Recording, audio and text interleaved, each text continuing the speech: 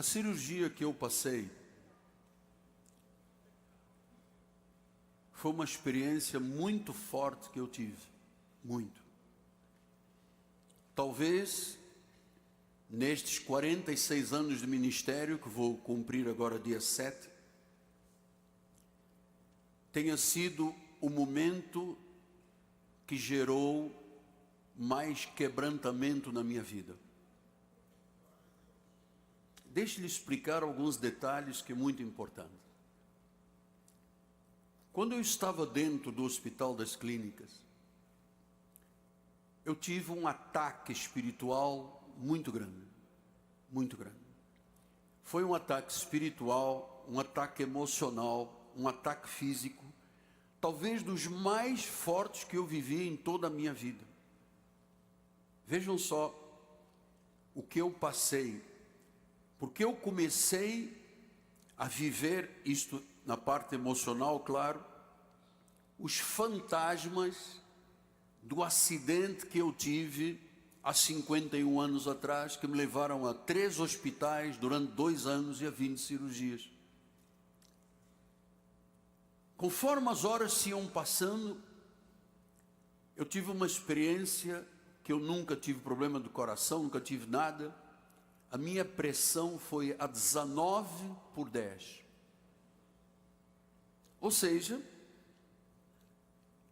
parecia, na minha mente, nas minhas emoções, parecia que era o final da minha vida. Era uma experiência que Deus permitiu que eu passasse, foi uma experiência que me trouxe um grande quebrantamento. Por quê? Esse ataque que eu tive, que me gerou 19/10, ou seja, estava à beira de um AVC, de um infarto, ou do final da minha vida, isso tudo se passou durante horas que eu estive lá, e eu pensei nos 46 anos da minha vida de ministério, o que eu aprendi, especialmente nestes últimos anos, e eu aprendi lá dentro do hospital, num quebrantamento que eu nunca tive igual na minha vida. O tempo passa rápido, amados. O tempo passa rápido. Eu pensei sobre a minha vida, sobre a minha família, sobre conquistas, sobre as lutas que o ministério oferece diariamente. E eu pensei, tempo é o bem mais precioso da vida. Nada volta atrás, nem um segundo você pode ir lá do passado, nem um segundo. E lá estava eu, para fazer uma cirurgia ortopédica, à beira de um AVC, 19/10, você sabe, AVC, infarto, enfim. Eu ouvi Deus falar comigo, minha esposa estava comigo, isso se passou na minha mente, no meu coração, nas minhas emoções. Eu ouvi Deus falar ao meu coração: como você quer viver o resto da sua vida? Você sabe que o ministério traz muito sofrimento, muito sofrimento. E eu, como sou um indivíduo apaixonado pelas coisas que eu faço, o ministério é a minha vida, eu sempre vivi e sofri muito com as questões ministeriais. E sofri muito com coisas que às vezes não têm nenhum valor, ou pessoas que não tinham nenhum valor. E Deus me disse que eu precisava de viver com mais sabedoria divina. Deus me disse que eu precisava de valorizar cada segundo, isto no meio de setas, dardos, ataques, que ninguém percebeu, nem os enfermeiros, nem a minha esposa. E eu ouvi Deus falar: você tem que viver com a minha sabedoria, você tem que valorizar cada segundo da vida, e não desperdiçá-lo, fazendo exigências a você que não precisa também. Há 2 anos e meio atrás, a minha esposa teve uma lesão, todos souberam, na mama. E eu prometi à minha esposa ressignificar a vida. Viver um pouco mais a família. Afinal, eu estava lá com 19/10. Para quem nunca teve nada de coração, foi muito estranho. Minha esposa me pediu que eu ressignificasse a vida. E eu, sempre muito dedicado, sempre me exigindo, não ressignificamos a vida. E eu vou lhe dizer uma coisa, eu estive lá no limite. Se tivesse mais 20, eu teria morrido, ou um acidente vascular cerebral. Eu sempre exigi demais da minha vida, às vezes sem necessidade nenhuma. Eu me recordo das obras, desde a Ilha do Governador. Eu chegava 6 da manhã, saía à noite aqui. Eu chegava 6 da manhã, saía 3 da manhã, ia caminhando a pé para a freguesia onde eu morava, sempre muito exigente, sempre cobrando de mim o que não havia necessidade, mas é assim que é o meu caráter. E Deus me disse que eu teria que viver uma vida com sentido e propósito, porque é isso que eu prego aqui neste altar. Que eu tinha que me sentir realizado fazendo da minha vida algo mais leve. Você não tem ideia do peso que é o ministério. Não tem, ninguém tem ideia, só quem vive. Deus disse que eu teria que viver uma vida mais leve. Sabe uma coisa? Daqui a pouco eu vou fazer 72 anos. Eu nunca tive 30 dias de férias na minha vida toda. Nunca. Eu saí 2 vezes, 34 dias, quando eu fui me formar no Regai, em Singapura, e 35 dias, quando eu fui me formar no Robert Schuller, na igreja do Dr. Robert Schuller, em Santana, na Califórnia. 2 vezes. Empurrei a minha família toda para o ministério. Minhas filhas mais velhas, meus filhos, não viveram a vida de um jovem normal. Os meus mais novos já é outra criação, já têm os seus sonhos, as suas aspirações, não estão conectados com o ministério. Tem a vida deles, estão se formando, querem seguir o seu rumo. Mas toda a minha família, eu sempre mostrei, é o ministério. Minhas filhas cresceram, não muito, mas desde crianças elas abdicaram de tudo. Os 3 filhos mais velhos abdicaram de tudo para seguir o pai. Eles não tiveram a oportunidade de viver sonhos pessoais, passaram a viver os meus sonhos. Fiz dos meus desafios os desafios da minha família.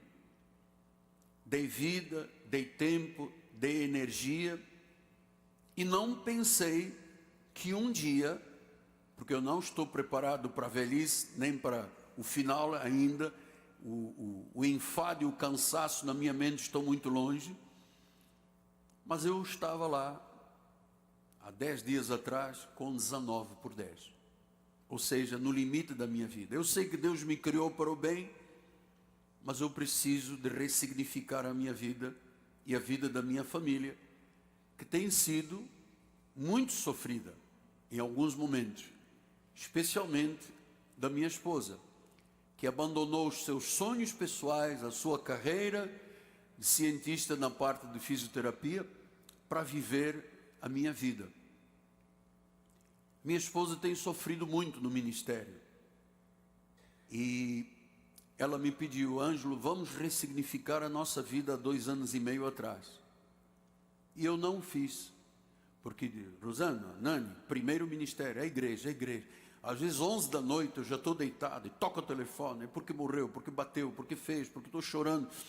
A minha esposa, até no quarto, na nossa comunidade, você traz as pessoas aqui. Então sempre fui assim. Eu fui criado para o bem. E agora chegou o momento. Eu estive lá 19/10, Lipe, e podia ter morrido de uma operação não é tão grave de ortopedia.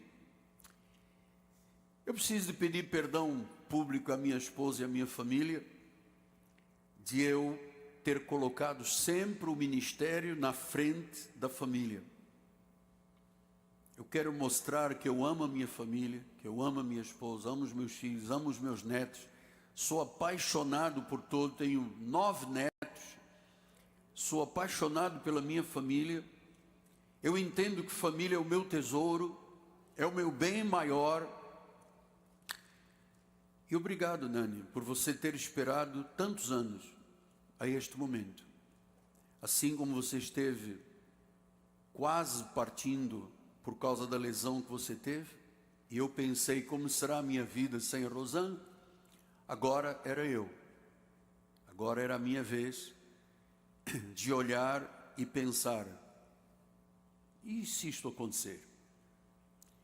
Então, eu peço perdão a você de você ter aguentado o sufoco de tantos anos aguardando que eu decidisse isto, de ressignificar a vida. Minhas filhas, meus genros, meus netos, minha família toda. Eu peço perdão publicamente. Quero mostrar que eu os amo. Vocês são meu tesouro, são o meu bem maior. E eu quero viver, eu tenho que viver algo diferente. Eu não posso resolver tudo de todos. Eu não sou Deus. Eu estava com 19/10 de pressão. Eu quero me amar mais, eu quero amar mais a minha família. Eu quero fazer da minha vida um mundo melhor. E eu lhe digo que esta cirurgia foi um grande quebrantamento, porque eu andei fugindo 1 ano. Se há 1 ano atrás eu tivesse dado ouvidos à bispa e ao médico, eu não tinha tirado um parafuso e acabaria. Tive que tirar todos. Então, eu não gosto de hospital, eu não gosto de cemitério e eu não gosto de motel, porque são lugares brabos da vida. Não gosto. Então eu tive um quebrantamento muito grande. E eu, a partir desse quebrantamento, de 19/10, eu penso que eu tenho que me doar mais à minha família. Claro que a minha doação à obra do reino sempre em primeiro lugar, mas eu quero ressignificar a minha vida, porque eu poderia não estar também hoje aqui. A bispa poderia não estar aqui e eu poderia não estar aqui. Veja lá, negócio aqui, cirurgia de 14 centímetros. Olha o que eu vivi durante horas. Foi da 1h da tarde de terça-feira passada às 7h30 da manhã, 6h30 da manhã de quarta-feira da outra semana. Então eu queria dizer isto à igreja, honesta e sinceramente. Eu sei a importância que tem a minha vida, eu sei o que é a importância da minha família, eu sei qual é a importância que a Rosana abdicou do sonho dela, da carreira dela, por amor, e no fim, até então, a nossa vida foi apenas muito sofrimento. E eu queria dizer isto publicamente perante a Igreja Cristo Vivo do Rio, perante milhares e milhares de pessoas que estão me assistindo no Rio, no Brasil e em outros lugares do mundo. Eu queria dizer isto porque eu precisava de liberar o meu coração a respeito disso para poder viver. Você imagina um homem de 72 anos que nunca teve 30 dias de férias, porque a igreja, porque a obra, atendendo filas de gabinete pastoral, começava 9h da manhã, lá em Piedade, e ia até as 2h30 da madrugada. 9 da manhã às 2h30 da madrugada. Não vi os meninos crescerem. Só nos víamos de vez em quando. Chegava a casa, estava todo mundo dormindo. Saía de casa, ainda estavam dormindo. Não vi. E Deus disse, eu te dei a coisa mais preciosa do mundo, que é a família. E você está colocando você em primeiro lugar. Não faça isso mais. Você podia ter morrido agora. já estava com flores na cabeça, 72 horas depois ninguém mais se lembra, e acabaria a minha vida dessa forma. E Deus disse: não, isso que você está passando, isso chama-se quebrantamento. Eu fui quebrantado. Posso lhe dizer que eu sou hoje um novo homem, com uma nova visão da vida, novos sonhos, novos propósitos, especialmente o cuidado que eu tenho que ter com a minha esposa e com os meus filhos e os meus netos. Eu tenho que viver isso, foi bênção que Deus me deu. E daqui a pouco chega o enfado e o cansaço, já não dá mais. Eu pensei, onde está o enfado e cansaço de Eclesiastes? Ainda está longe, então eu tenho um tempo de vida. Agradeço as suas orações, agradeço o vosso amor, o vosso perdão, de eu ter sempre colocado o ministério na frente da família. Tem que se inverter, já inverti. Estes dias todos nós temos ficado muito em silêncio em casa, porque eu tive que absorver isso tudo, mudar as conexões do meu cérebro. Eu estou aqui muito feliz e a minha palavra final é agradecer a Jesus pela vitória que foi esse momento, especialmente porque Ele me trouxe a uma vida nova. O quebrantamento era o que eu precisava na vida. E só estando lá na linha, no borderline, é que você tem quebrantamento. Senão você acha que você é o Hércules que leva a terra toda nas tuas costas. E é assim que tem que ser. E não tinha que ser. Então, Senhor Jesus, muito obrigado. Estou aqui firme. Ressignifiquei a minha vida. E a minha família se beneficiará disso. Porque eu sei que eles todos me amam muito. E eu tinha, por exemplo, o objetivo, de vez em quando vou sair com meus netos. Saí uma vez com o Rafael e a Isabela. Levei no shopping, no parquinho, no Hot Zone e tal. Uma vez, eu tinha prometido que seria mais vezes. Mas eles já cresceram, já estão um homem e uma mulher, já estão na faculdade. E eu não tive nunca essa oportunidade. Deus disse, uau, basta. Eu te dei um tesouro. Cuide desse tesouro como você cuida das minhas coisas.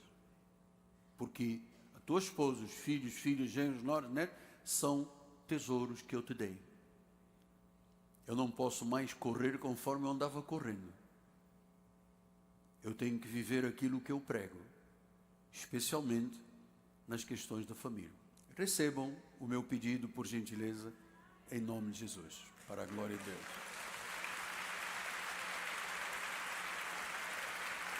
Glória a Deus.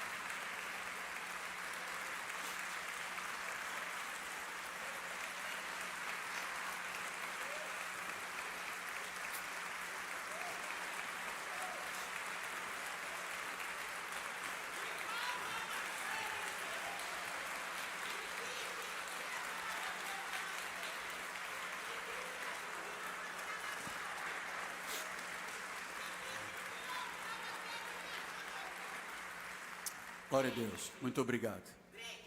Deus seja louvado. Aleluia.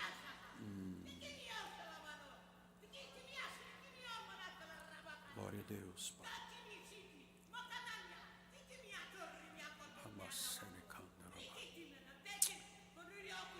Aleluia, Pai. Aleluia. Deus seja louvado.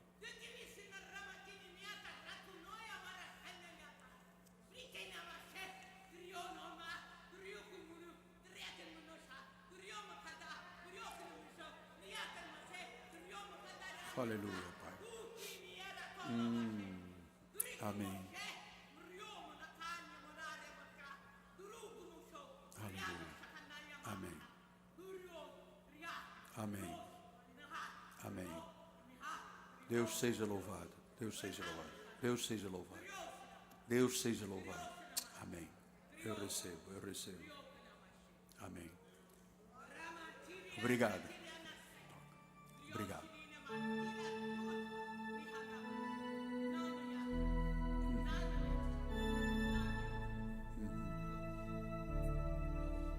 Então, recebo essa palavra com ações de graças, o Senhor reafirmou, através desta voz,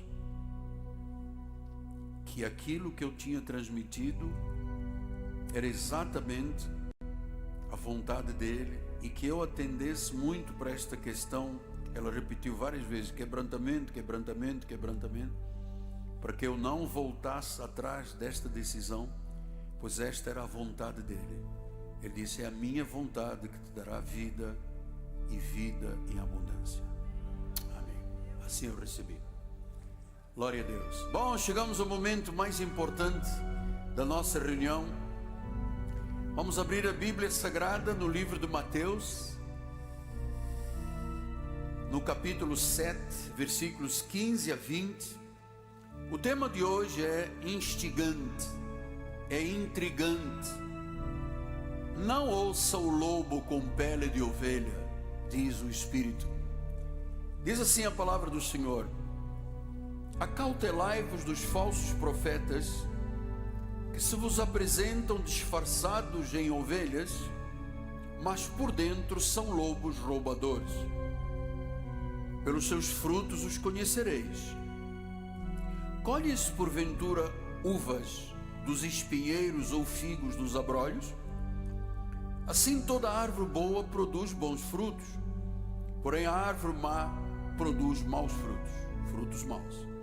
Não pode a árvore boa produzir frutos maus, nem a árvore má produzir frutos bons. Toda árvore que não produz bom fruto é cortada e lançada no fogo. Assim, pois, pelos seus frutos os conhecereis. A quem? Os falsos profetas. Que esta palavra abençoe todos os corações. Vamos orar ao Senhor.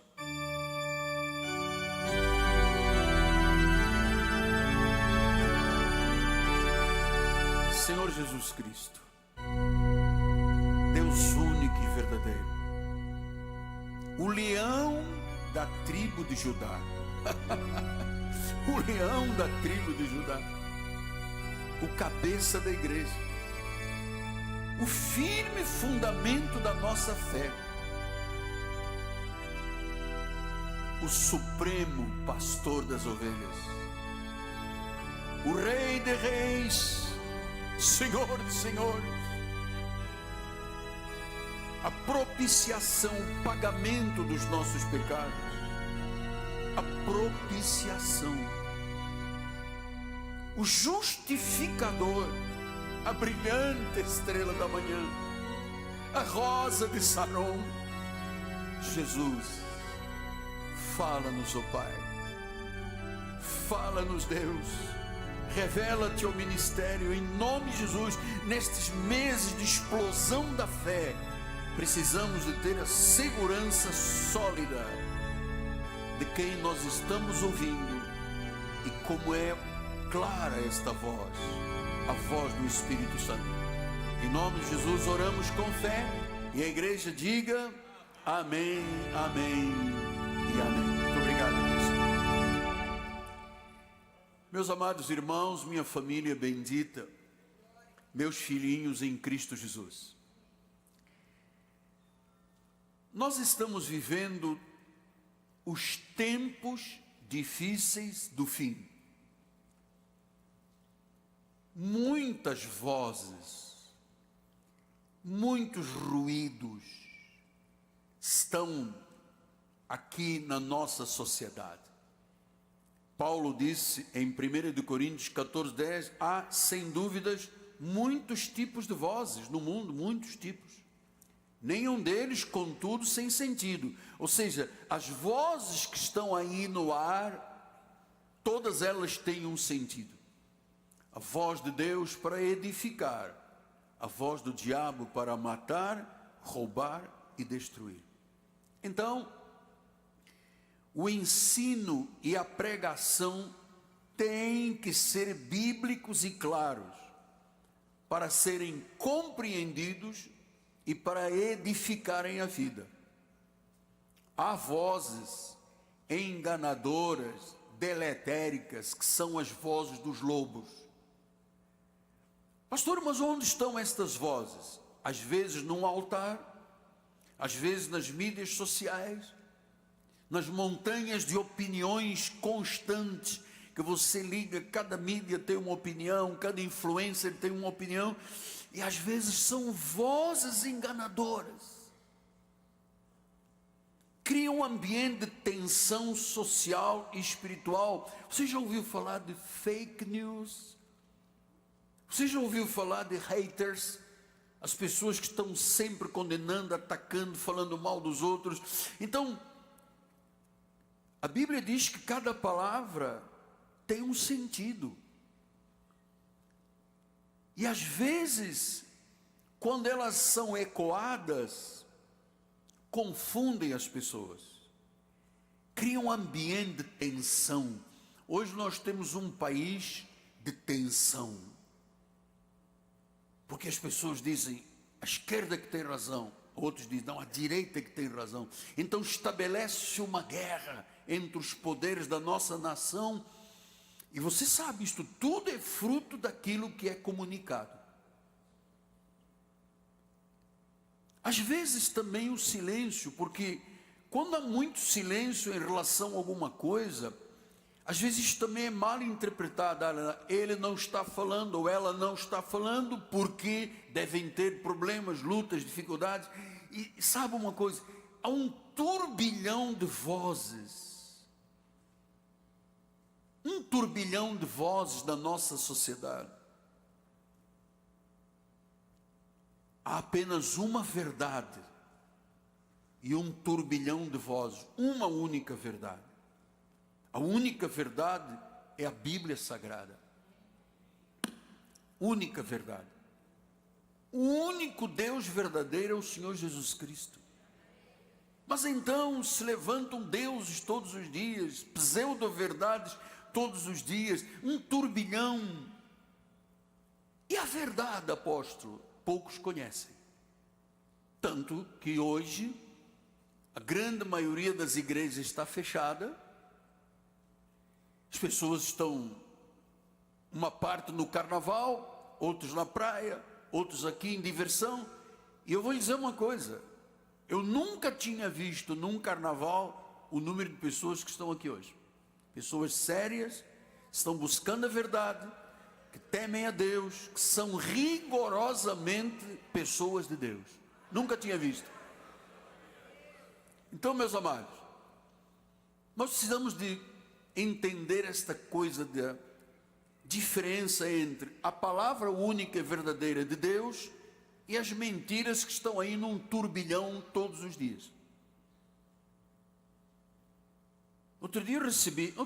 Já tem alguns meses, recebi um vídeo de um irmão da igreja, um grande líder, pelo menos assim, o cara se acha, estou tratando de cara porque a pessoa não podia fazer isso, não é um pastor, mas um grande líder ministerial vem a público e diz que o encontro de Jesus com a mulher samaritana, na realidade, era Jesus falando da sua masculinidade,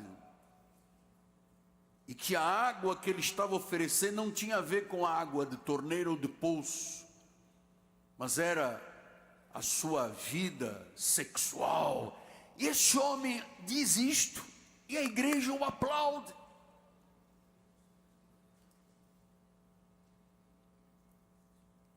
Então Mateus 7 diz assim, não deis aos cães o que é santo. Não lanceis, nem lanceis ante os porcos as vossas pérolas, para que não as pisem com os pés, voltando-se de lacerar. Então a Bíblia está dizendo que o ensino da Bíblia é santo. São pérolas.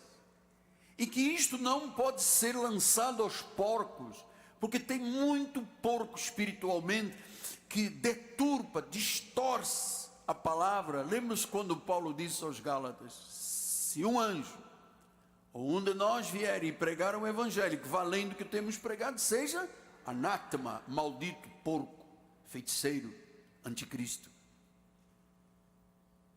Isto é um chamado que Deus faz hoje a uma reflexão profunda, porque nem tudo o que se ouve hoje em dia, dizendo que sai da Bíblia, é realmente bíblico. é verdade. Às vezes, eu tenho que fazer silêncio com as questões que eu ouço aí na praça, porque senão vão dizer, não, mas ele está julgando os outros. Você sabe que silêncio vale mais do que 1000 palavras, às vezes. No livro de Amós, profeta menor, Deus diz, portanto, o que for prudente guardará então silêncio, porque é tempo mau. Olha só, temos um chamado a pregar, e temos um chamado a silenciar perante tudo aquilo que esse turbilhão de vozes encanta as pessoas. A Bíblia diz, contra nós não vale encantamento. É um encantamento, é o anticristo. Então, às vezes, o silêncio é muito importante, porque se nós formos usar o altar para ripostar a tudo o que é dito aqui, eu não vou fazer outra coisa. Eu fico em silêncio. Então, no silêncio, a sabedoria divina se manifesta, floresce, traz paz, se instala na vida. Acima de tudo, para que possamos ouvir a voz de Deus, nós precisamos às vezes ficar silentes. Porque quando você silencia para ouvir Deus, isto te conecta ao que é verdade. Porque se você se conectar ao turbilhão de vozes que estão hoje nas mídias sociais, você pira, você fica perturbado. Então, na modernidade, só se valoriza o que engaja. E você sabe, eu tenho dito isto aqui, o ódio engaja 3 vezes mais do que o amor. Por isso é que são os haters. O indivíduo diz uma coisa, já vem a turma e malha, e faz, e diz, e rebenta com a pessoa. E às vezes o indivíduo que está fazendo isso não tem nem caráter, nem moral para o fazer. Mas faz. São os haters. É parte da nossa cultura.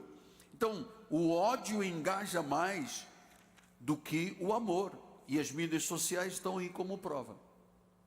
Então, isto causa uma exaustão emocional, espiritual. Nós temos um chamado a defender os nossos valores espirituais, as nossas doutrinas, nossas opiniões. É preciso ser liberto dessas amarras de você depender de vozes que não são a voz de Deus.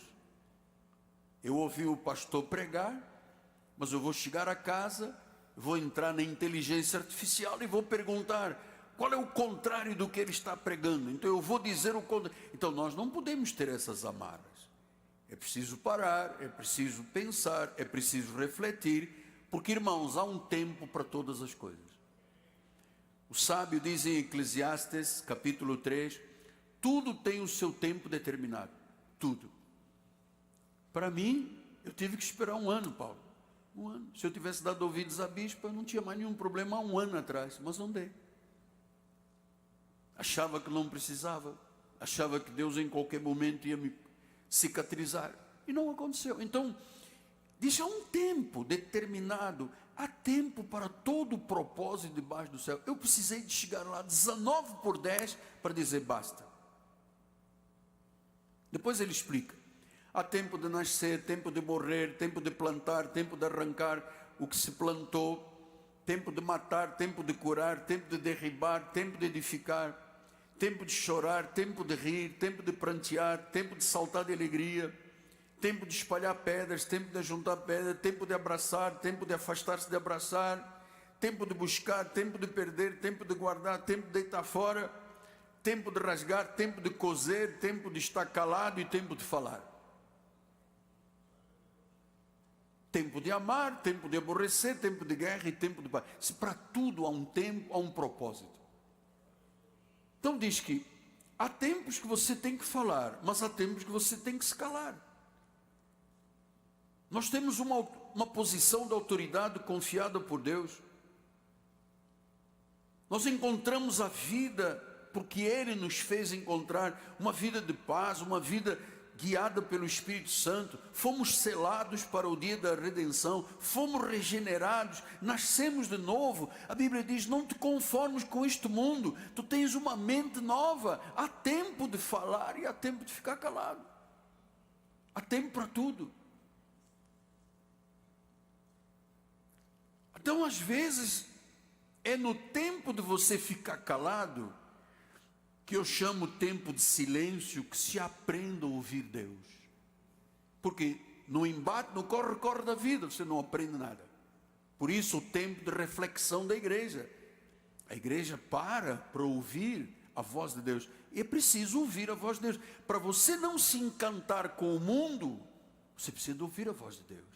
Você precisa ter sabedoria de Deus. Senão você se encanta com o mundo, com os prazeres transitórios do pecado. Então veja só o que disse. Você se lembra? Eu gosto muito desta passagem, tenho falado várias vezes aqui na igreja, mas acaba aqui.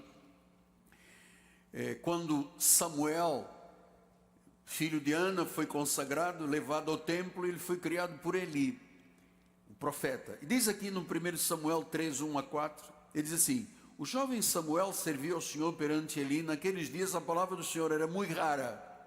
Você está percebendo que hoje em dia é muito raro você ouvir um pregador dissecando a Bíblia? Você não vê. Você vê influencers, pessoas, 2 passos para frente, 2 passos para trás, vira para a direita, vira para a esquerda. Então, era rara a palavra, como nos dias de hoje. As visões não eram frequentes mais.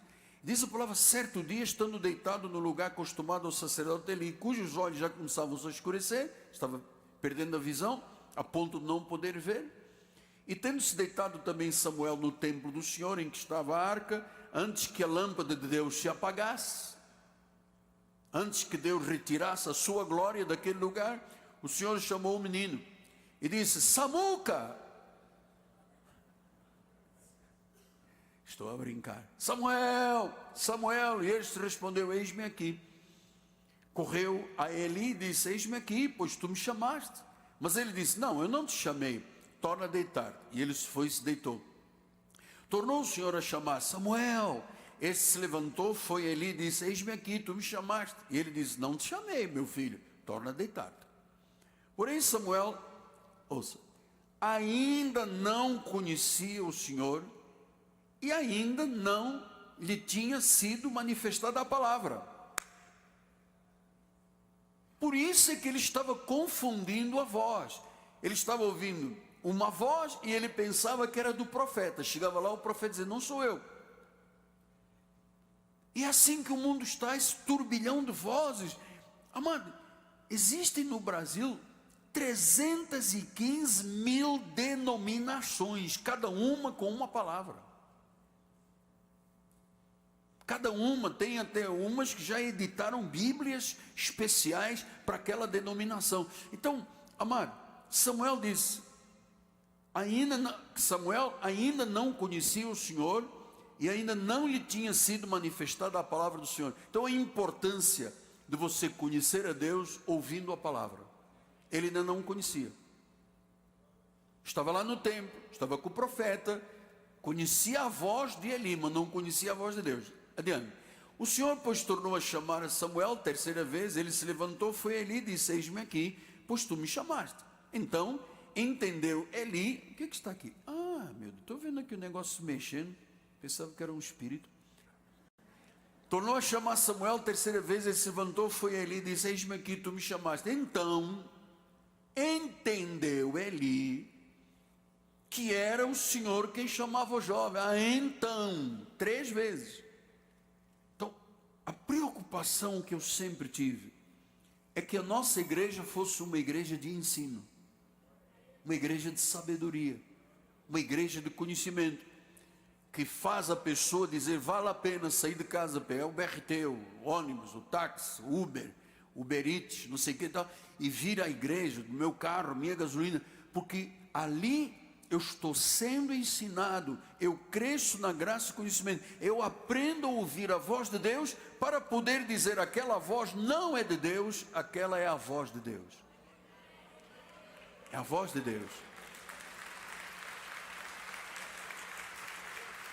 Versículo de número 9. vai deitar-te, se alguém te chamar, dirás, fala Senhor, porque o teu servo ouve. E foi Samuel para o lugar e se deitou.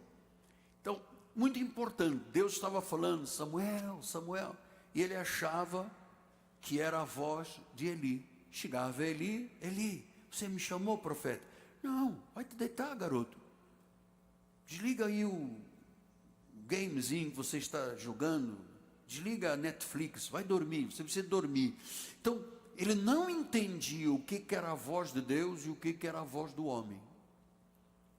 O que é a voz de Deus? A Bíblia. Se a mensagem não é baseada na Bíblia, não é a voz de Deus.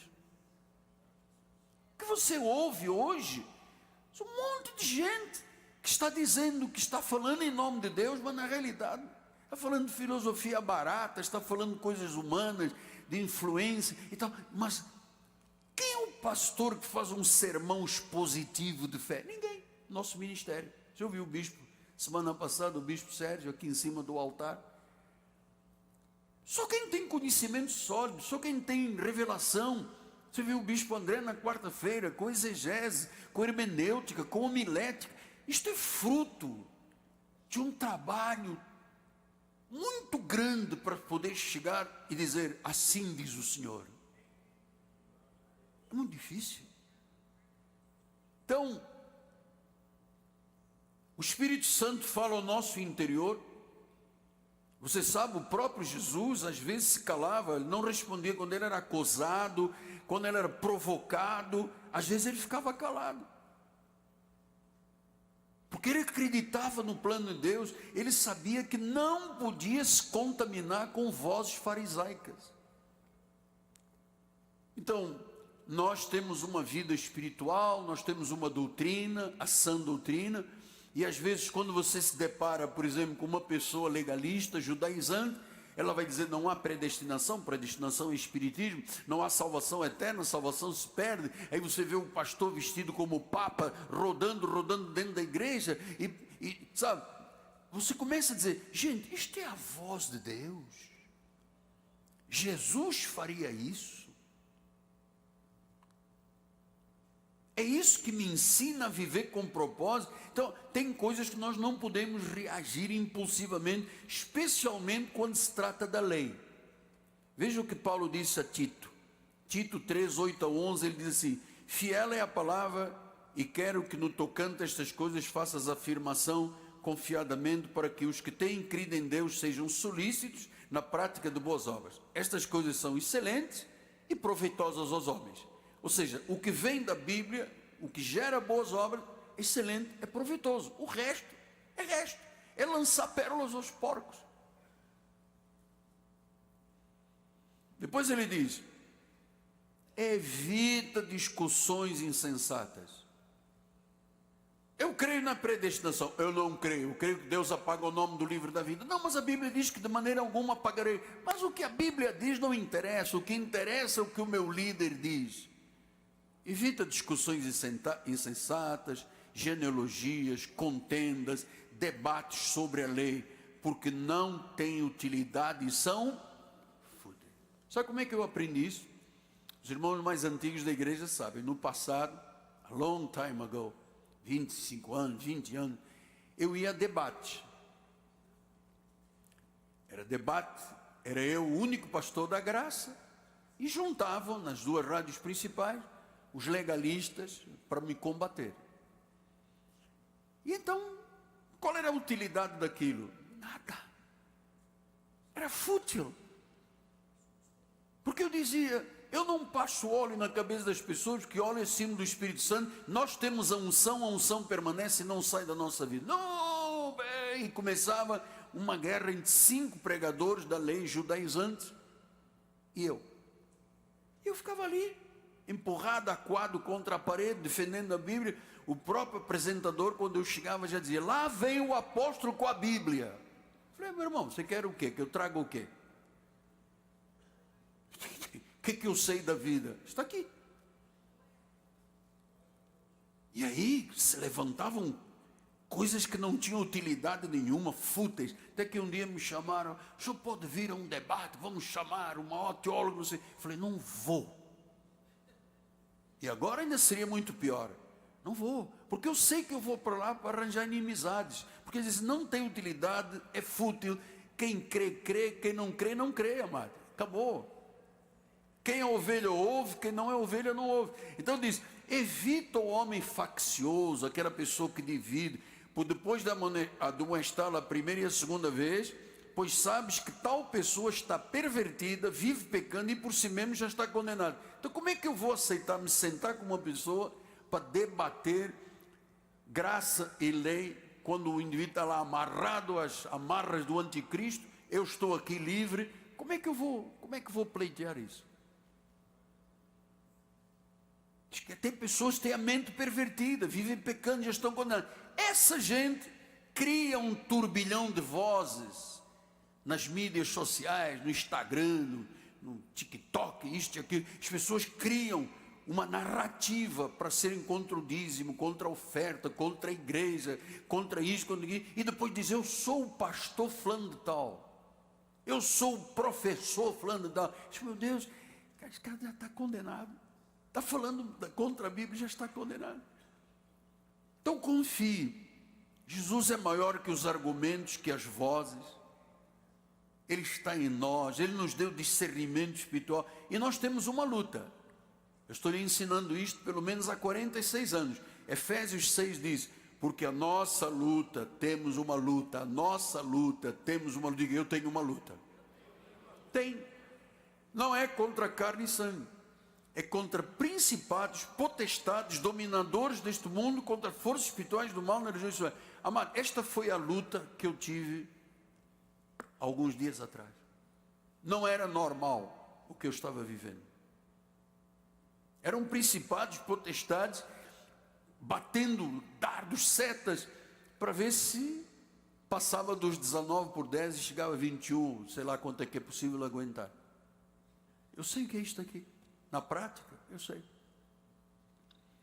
Então diz: algumas batalhas na vida têm raízes profundas. Você se enfrenta com pessoas hostis, cativas, rebeldes, que fazem com a palavra esse turbilhão.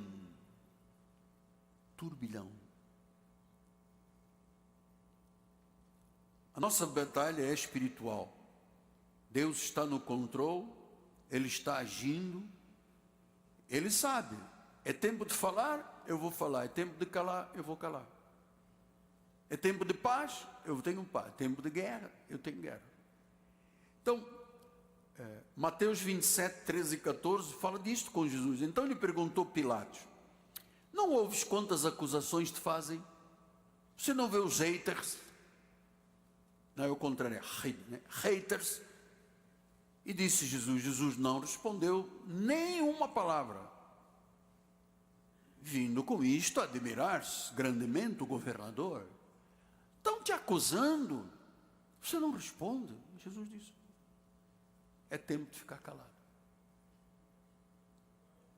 É tempo de ficar calado, não é tempo de guerra. Então o próprio Jesus nos ensina isso. Jesus não respondeu nenhuma palavra. Jesus confiava no plano do Pai. Ele quebrou o ciclo de acusações, ele confiava no Pai, a verdade dele tinha que prevalecer. Então nós estamos aqui nesta manhã, no meio de turbilhões de vozes aí fora, mídias, tudo, haters, dizendo: eu aprendi a ouvir a voz de Deus. Diga: eu aprendi a ouvir a voz de Deus. Aprendi. É tanto ensino que nós passamos que alguma coisa tem que reter na mente e no coração para você saber que há coisas que você não pode arguir mais, não pode. Quando você tiver um encontro com o legalista, não adianta você tentar quebrar a regra do legalismo. Ele está preso.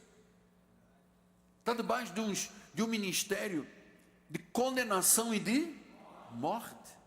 Quando a graça de Deus é um ministério de espírito e de vida. Então, confie na soberania de Deus, na sabedoria de Deus. As suas batalhas são as dele, na realidade. Deus é quem luta por nós. Ele é o nosso refúgio, nossa fortaleza, nossa rocha. Ele vai te dar vitória. A Bíblia diz: Ele nunca nos deixará. Ele faz justiça a seu tempo. Ele já venceu por nós. A batalha não é nossa, é dele. A hora de falar e a hora de calar.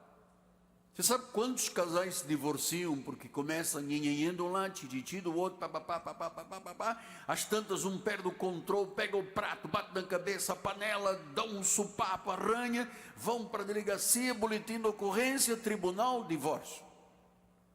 Porque era tempo de calar e a pessoa falou. Por isso é que Deus deu 2 ouvidos e uma boca. Nós temos que ouvir mais e falar menos. A hora de falar, a hora de calar. Então, toda a verdade sempre chegará no tempo certo. Sabedoria quando falar e sabedoria quando calar. Repouse, tenha paz. Nós vamos entrar agora na questão do falso profeta, mas eu tive que fazer esta introdução porque Hebreus 4, 9 e 11 diz: portanto, resta um repouso. Repouso. Isso tudo que eu estou lhe falando, Lana, são experiências que eu tive nas horas que eu tive lá dentro do hospital. Que até um irmão me chamou e falou: não fala com ninguém que você foi operado, que tem gente que depois vai te gozar, vai falar de você, vai falar mal. Eu falei: então, põe a câmera aqui. Eu fui operado. Não fala com ninguém, não conta na igreja, não mostra os parafusos. Isso está aqui, ó. Isso é minha vida, vou dizer que não, amado. Minha vida. Resta um repouso. Esta palavra repouso do original grego é anapausis.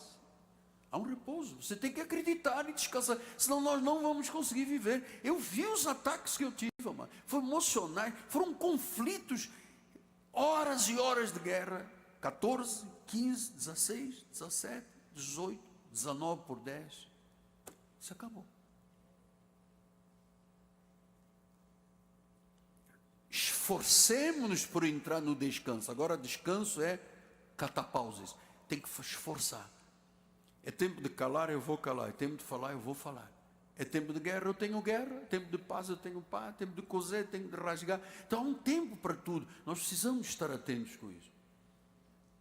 Tu és maior do que qualquer desafio que tu enfrentes. Agora, apóstolo, vamos para o tema, que o senhor tem um coração da mensagem. O senhor disse que ia falar sobre não dar ouvidos à voz do falso profeta, o lobo, que às vezes pensa que tem pele de ovelha, ou se cobre de pele de ovelha, mas o cheiro não é de ovelha.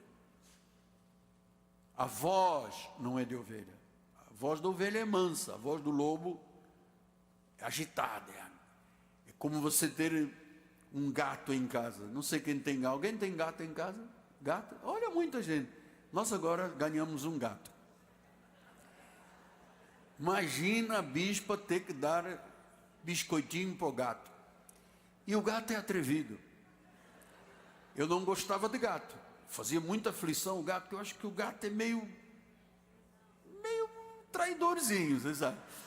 Então, meu filho, porque eu quero ter um gato, traz o gato. Todo mundo gatinho, cociquinha na cabecinha, na barriguinha. E o gato me olhava assim.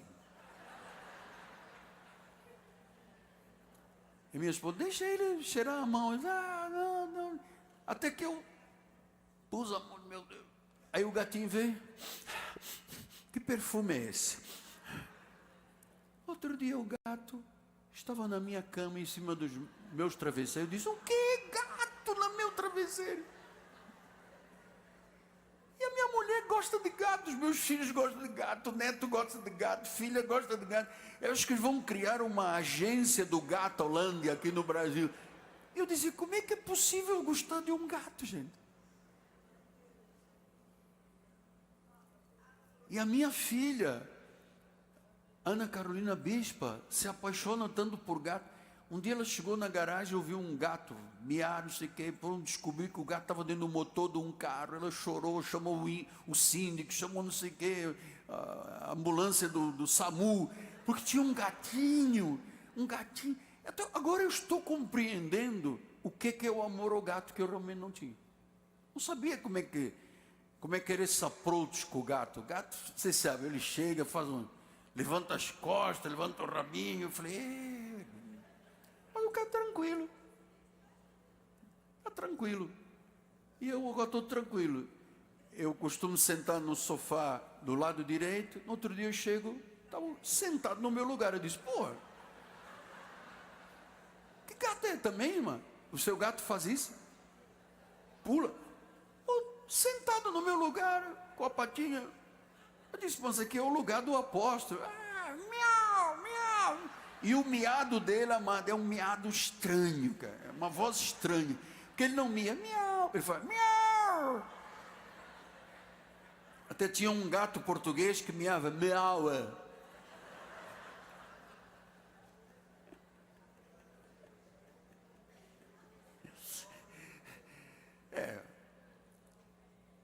Que eu tinha um patrício meu, né, que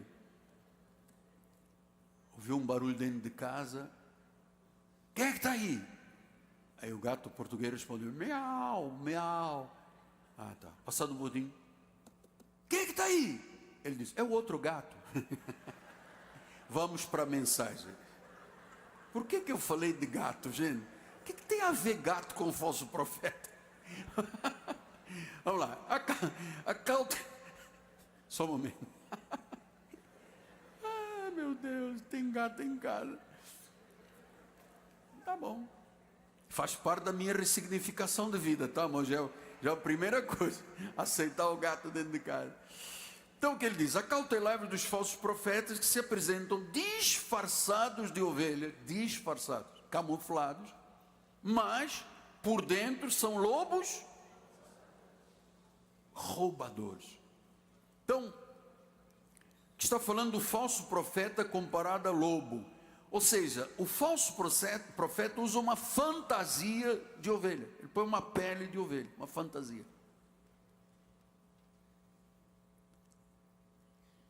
Mas por dentro são lobos roubadores. Tem cheiro e voz de lobo. O lobo tem um cheiro, o animal do mar tem um cheiro. A ovelha tem outro cheiro totalmente diferente. Então há líderes, pregadores religiosos, parecem confiáveis, piedosos, mas na realidade são destrutivos, disfarçam-se de servos de Deus, e a verdadeira intenção qual é? Enganar e explorar o povo. Versículo 16 a 18. Como é que eu posso identificar então um falso? Porque ele está disfarçado de ovelha. Então o bispo tem uma imagem. Eu não tenho ainda essa imagem, bispo. Não tem mais? Do lobo com pele? Ah, tá bem. Depois a gente arranja uma imagem dessa. Então como é que eu identifico, apóstolo? Todas as igrejas têm uma placa dizendo igreja. Como é que eu faço? Como é que eu identifico se aquela voz que eu estou ouvindo na rádio, na televisão, nas mídias sociais, como é que eu identifico? Como é que eu identifico? Versículo 16 a 18 diz assim, pelos frutos os conhecereis. Colhem-se uvas de espinheiros ou figos de abrolhos. Versículo 17, assim toda árvore boa produz bons frutos. A árvore má produz frutos maus. Não pode a árvore boa produzir frutos maus, nem a árvore má produzir frutos bons. Não pode. Então, a verdadeira natureza de alguém não se revela por palavras, mas pelas ações e pelo caráter. Um falso profeta não pode esconder a sua verdadeira essência, porque por dentro há um lobo roubador, tem uma fantasia de carnaval de ovelha. Não pode esconder. Se a pessoa ensina heresias, manipula o povo, busca poder em vez de servir a Deus, está claro, é um falso profeta.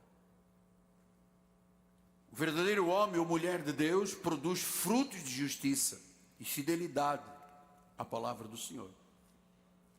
Pastor, qual é o destino dos falsos profetas? Esse turbilhão que o Senhor está usando desde o início, turbilhão de vozes. Aliás, foi o bispo Fortes que me deu a turbilhão de vozes, né? O irmão mandou aí um turbilhão de vozes. Qual é o destino? Versículo 19 e 20. Tem, bispo? versículos 19 e 20. Aproveitar para tomar uma água do Guandu.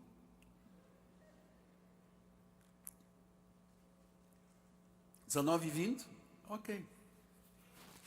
Toda árvore que não produz bom fruto é cortada e lançada no fogo. Assim, pois, pelos frutos conhecereis. Então, qual é o destino de quem deturpa, de quem ensina mal? Lançado no fogo. Você sabe que na filosofia grega, Platão escreveu um livro chamado Górgias, e ele fala do Tártaro. O Tártaro era o lugar para onde a alma das pessoas injustas e impiedosas era enviada. Platão descobriu isso em Górgias. Então, era um local que o filósofo grego dizia que as almas recebiam julgamento, era um lugar de castigo divino para as más almas. Então existe o Sheol, o inferno, e Platão dizia, não, debaixo do inferno há um lugar muito pior, chamado Tártaro, que é onde vão as pessoas impiedosas. Não há mais impiedade do que você pregar uma mentira na igreja. Você vai para o Tártaro, o poço do Tártaro, mais profundo, mais escuro, aterrorizante, lugar de punição, dizia Platão, lugar de desespero, decadência, de escuridão, submundo, a prisão para os inimigos de Deus. Uau! Olha o destino das pessoas falsas. Enganam, mas não escapam do julgamento. Então, a hipocrisia será exposta. Olha o que diz 2 de Pedro 2, 1 a 3.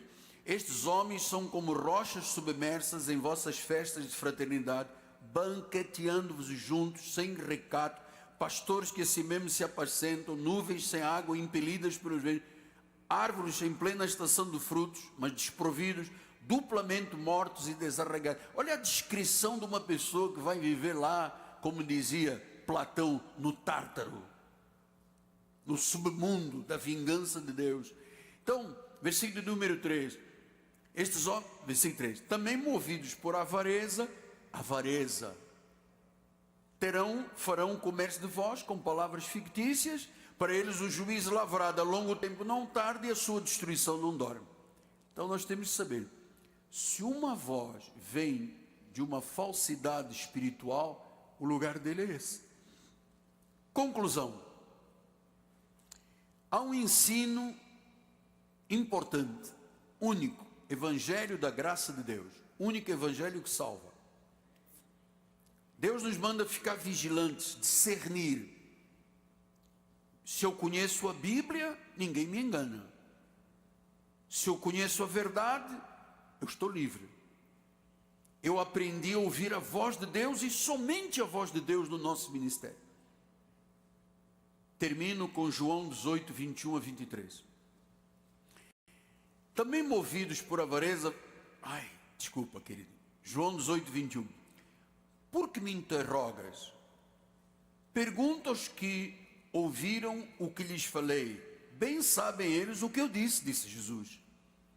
Dizendo isto, um dos guardas que estava ali deu uma bofetada em Jesus, dizendo, é assim que falas do sumo sacerdote? Agora Jesus responde no versículo 23. Replicou Jesus, se falei mal, mostra o mal que eu falei. Dá testemunho.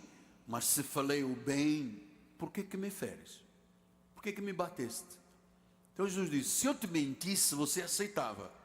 Mas como eu te falei a verdade, você está me dando uma chapada. Então, eu às vezes, amado, eu tenho que lhe dizer isso para terminar. Hoje nós vivemos um clima de guerra entre igrejas. Na mesma denominação, se levanta a filha, o pai, o genro, a nora, não sei o que, e começa uma brigalhada e acusação. Eu digo, Deus, mas se as pessoas falassem a verdade, era uma coisa, mas não estão falando a verdade. E o povo no meio de tudo isso? O povo está pagando um preço caro. Porque a igreja vai para onde o líder encaminha. A voz de Deus se supõe, a voz de Deus é a voz da liderança do altar. Então, se o altar está conduzindo a igreja à guerra, a igreja se torna guerra. Rebeldia, a igreja se torna rebelde. Hoje existem muitos grandes líderes que não pregam mais a Bíblia, só falam de política. Quem é esta pessoa? Olha aqui, está aqui. É um lobo com pele de ovelha, está travestido. Você, hoje de manhã, quando vinha para a igreja, você deve ter visto muita gente fantasiada. Como é que chama aqueles que usam uma máscara? Bate-bola. Gente, eu vi bate-bola aqui próximo, vi algumas pessoas fantasiadas. Aquilo é uma fantasia, lá dentro está a verdade da pessoa. Assim é a obra de Deus. Tem gente fantasiada. Irmãos, o que eu ouvi de guerras entre famílias das igrejas é uma coisa assim assustadora.com.br. E o povo está lá junto. Um diz um negócio, o povo fica do lado do pastor. O pastor ataca a irmã está aqui, a irmã ataca, e o povo daqui ataca este, o povo daqui. E minha pergunta é: e Jesus? Onde fica a obra de Deus? Quem é a voz que eu sigo? Por isso eu quis lhe entregar isto, porque Deus é mistério, Deus é surpreendente. Jesus é extraordinário. Ele tem providência, Ele abre porta, Ele muda a história, Ele cumpre promessas, Ele surpreende com vitórias, milagres, prodígios e maravilhas, quando nós damos ouvidos ao Senhor. Então eu queria terminar dizendo isto: não ouça a voz de um lobo que tem pele de ovelha. Não dê. Se você tem dúvidas em relação a alguma coisa que se ensina na nossa igreja, nós temos bispos, pastores, bispas, questione. Estou com dúvida aqui, nós vamos lhe responder. Agora, virar as costas porque alguém chega junto de você, judaizante, e diz: não, porque sem o batismo nas águas. Então o que Jesus foi fazer na cruz? Por um único sacrifício Ele aperfeiçoou. Aperfeiçoou ou não aperfeiçoou? Aperfeiçoou para frente. Então, nós defendemos a verdade. Às vezes, por defender a verdade, eu tenho levado uns tapas públicos, eu e a minha esposa. Mas eu prefiro falar a verdade do que falar mentira. Porque se eu falasse mentira, eu teria milhares e milhares e milhares e milhares de pessoas me seguindo. Mas como eu falo a verdade, eu tenho menos de milhares, tem alguns milhares, mas não milhares de milhares. Então, muito interessante, Jesus, porque eu te falei a verdade, você me bate. Quer dizer que se eu falasse a mentira, você aceitaria. E é isso que a obra de Deus está sendo levada. Pela mentira, e muita gente vai se surpreender no dia final. Quando Jesus disser: não te conheço. Não, mas eu estava no ministério que fazia milagre, profetizávamos, tirávamos demônios das pessoas. Não te conheço. Mateus 7, 21. Não te conheço. Não vos conheço. Porque fazer a vontade do Pai é muito diferente do que se vê hoje em dia. E eu vou lhe dizer, eu queria terminar então lhe dizendo o seguinte: eu sei, amado, eu tenho que ser grato a Deus neste momento. Eu sei que esse grande número de pessoas que está aqui hoje, amado, é fruto da verdade que é pregada no nosso ministério. Você já ouviu muita gente te contestar e contestar a mim. E nos ferem, a gente tumba, leva-lhe um tapa. Jesus diz: você está me batendo porque eu falo a verdade? Quer dizer que se eu te falasse mentira, você aceitaria? Sim, o povo de Deus tem sido enfeitiçado com a lei. E hoje em dia, quando você vê um crente em Jesus que troca um culto, porque foi na praia, no bloco, aqui, ali, não vem porque tem barulho na rua. Qual é o dia que não tem barulho na rua? Você pode dizer? Não, porque tem bala perdida. Qual é o dia que não tem bala perdida? Eu tenho uma bolsa no meu escritório cheia de balas perdidas, que chegaram às minhas mãos. Não tem, isso é a nossa sociedade. Quem pode transformar esta sociedade? Jesus transformando os cidadãos da sociedade. E como é que os cidadãos da sociedade serão transformados? Quando a verdade for pregada.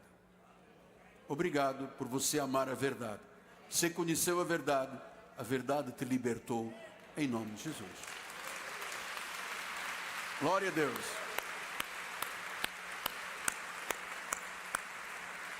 Glória a Deus. Senhor, obrigado por este momento ímpar na vida. Obrigado por esta reflexão bíblica. Obrigado porque sabemos e entendemos o que é a voz de Deus. Entendemos também e conhecemos o que é a voz do mal. A voz do lobo. O engano, a contrariedade, a injustiça. Por isso, Senhor, graças te damos. Graças te damos, Senhor. Graças te damos. Pela revelação da palavra, pelo ensino da verdade. Em nome de Jesus, e a igreja do Senhor diga amém, amém. Senhores bispos, por favor. Daqui a pouco vamos ter uma nova mesa na igreja, né? Em nome de Jesus. E ao Cordeiro, ao que está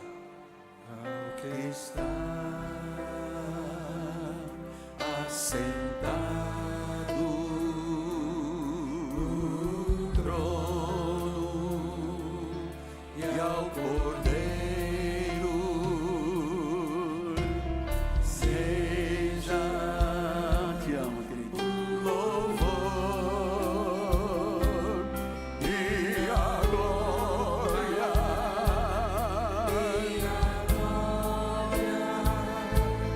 e o domínio pelos séculos dos séculos.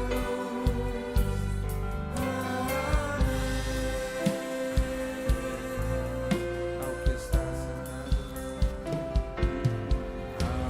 está assentado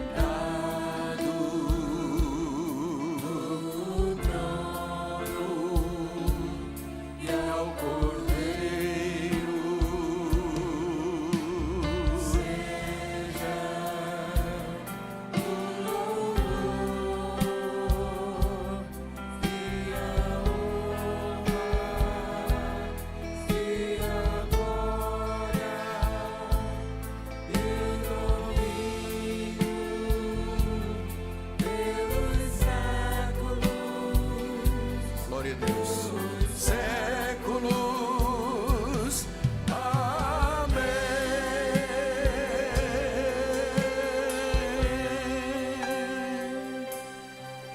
Meus amados, em alguns instantes estaremos celebrando, participando da ceia do Senhor. A ceia do Senhor nos lembra que um único sacrifício foi feito na cruz do Calvário para a nossa salvação. Não há outro caminho, não há outro preço a pagar. Foi pago. Jesus entregou a sua vida por nós. Ele morreu a nossa morte. Ele morreu em nosso lugar. Ele pagou o preço. Foi pelo sacrifício de Jesus que nós recebemos redenção e vida eterna. Diga, não há outro preço a pagar. Não há. Não há outro preço. O preço foi pago. Ele foi a propiciação dos nossos pecados. Ele pagou o preço. Morreu a nossa morte. Morreu por nós. Morreu no nosso lugar.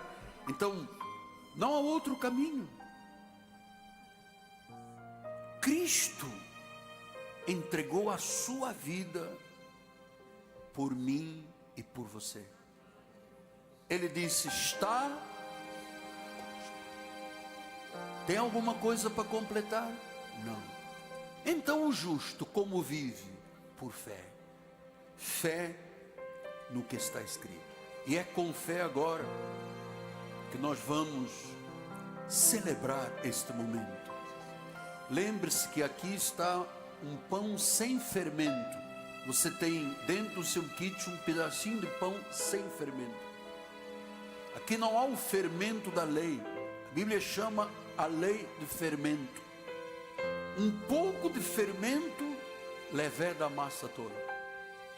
Um pouco de lei leveda a massa toda.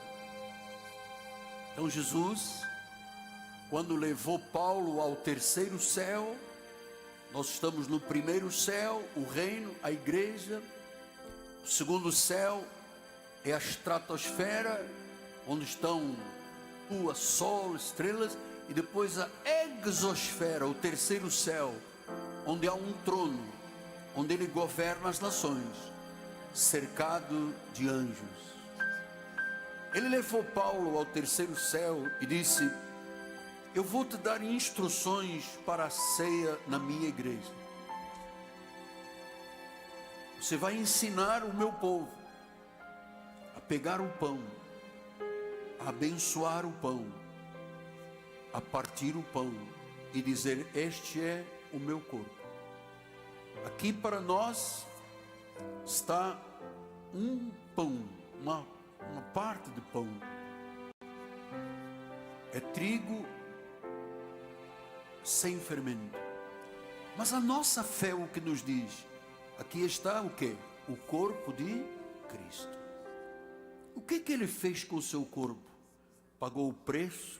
Diz que por suas chagas fomos sarados. Ele foi moído pelas nossas transgressões. Moído. Eu abençoo o pão. E eu declaro: este é o corpo de Cristo. Comamos todos, até que ele volte, o corpo de Cristo.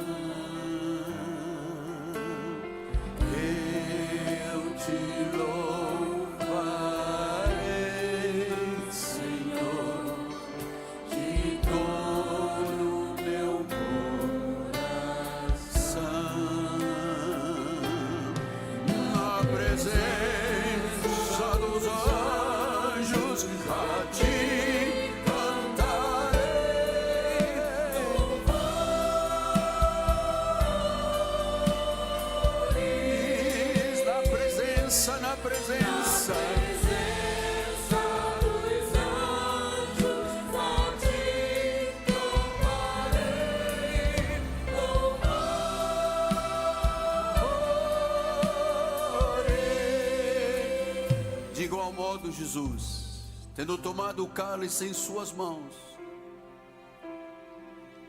ele disse: este cálice é o cálice da nova aliança. No sacrifício de Cristo, no sangue derramado, nas suas chagas, se cumpre toda a lei, toda a lei. Não há outro preço a ser pago. Ele disse isso: aqui está o sangue da nova aliança. O sangue que seria derramado na cruz. O sangue que nos justificaria, santificaria e perdoaria. Eu abençoo o cálice. Eu digo: este é o cálice da nova aliança. É o mistério da fé sendo revelado. Bebamos todos, porque justificados, santificados e lavados, somos mais alvos do que a neve. Bebamos até que ele volte.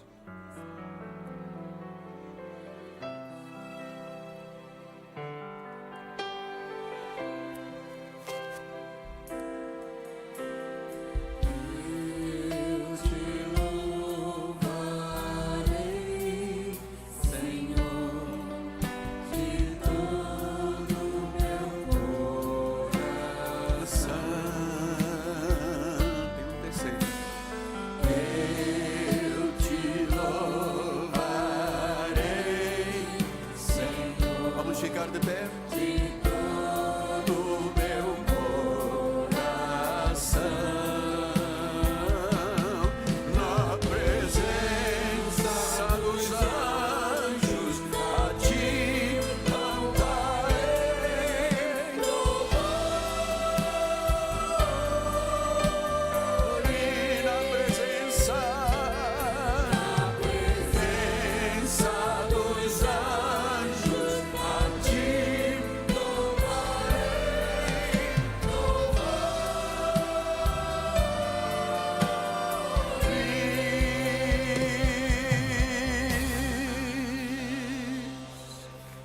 Glória a Deus.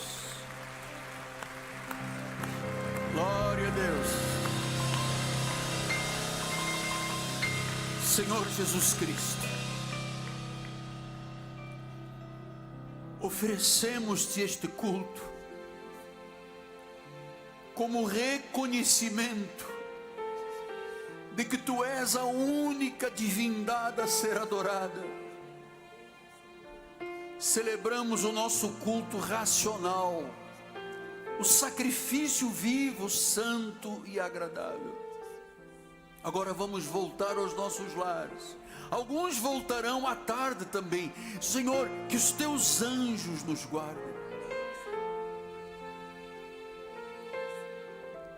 Que toda obra que o diabo engendrou a partir do inferno esteja anulada agora. O homem mau, o fraudulento, o sanguinário, totalmente caídos por terra.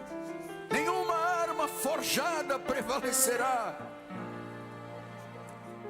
Fortalezas, sofismas e altivezes estão debaixo dos nossos pés.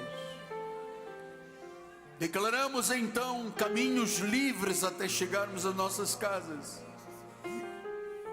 A proteção do mundo espiritual da luz de Deus em nossos caminhos. Vamos em paz, vamos com alegria, certos que tu foste adiante de nós e que teremos uma semana esplendorosa, Deus. O mês de março, muito frutífero. O mês que veremos o teu favor, a tua bondade, as tuas misericórdias. O mês que ganharemos almas para ti. O mês em que daremos testemunho que não nos envergonhamos do Evangelho. Vamos em paz, ó povo vitorioso, em o nome de Jesus. Povo abençoado, eu declaro a bênção de Deus sobre a tua vida, família, lar e caminhos. Em nome de Jesus. E toda a igreja diga comigo: amém, amém e amém. Boa tarde a todos.